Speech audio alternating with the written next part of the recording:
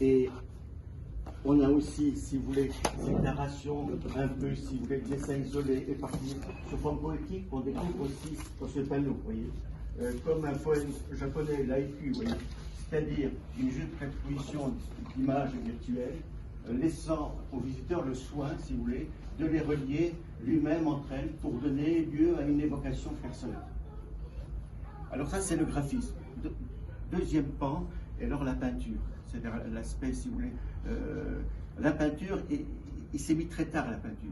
Autant le dessin, c'est dans les années 20, très tôt, il a dessiné, avec Potomac, etc.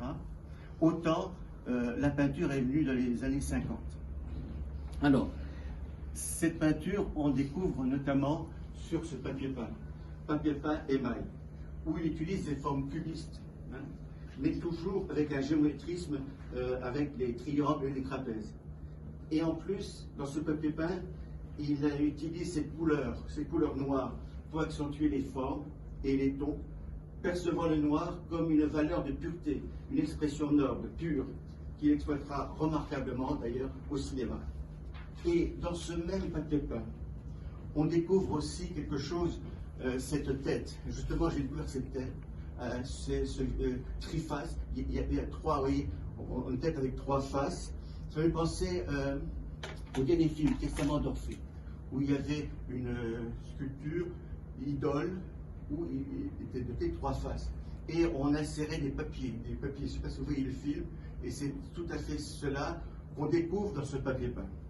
Donc, alors, il y avait une empreinte cubiste, mais bien sûr surréaliste. Parce qu'on est dans un monde tout à fait imaginaire, un monde irréel. Ce personnage aux trois faces fait référence au personnage de la mythologie, qu'affectionne tout particulièrement Cocteau, bien sûr.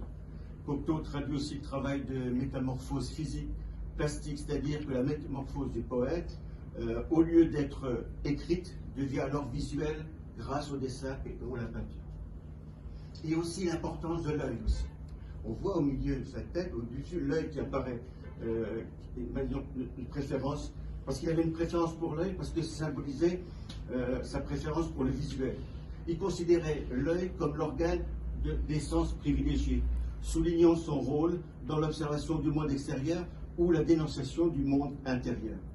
Bézieux émerge même dans les représentations totémiques à l'église Saint-Maximin, où on regardait justement au transept sud, une inspiration très africaine. On voyait des œuvres où les yeux apparaissaient de toutes parts, où émergeaient dans des totems, de manière tout à fait inattendue. Soulignant aussi de manière générale, par les yeux, le thème du voyeurisme et la quête des paradis interdits. Et ça, dans le cinéma aussi, on le découvre. Dans le Sang d'un poète, on voit l'acteur principal, dans le film Sang d'un poète, aller, si vous voulez, dans l'allée principale de l'hôtel, où il est en train de faire porte à porte, l'œil, il observe à travers la serrure. Donc, c'est tout à fait symbolique. Donc, c'est quelque chose qu'on retrouve souvent chez Cocteau.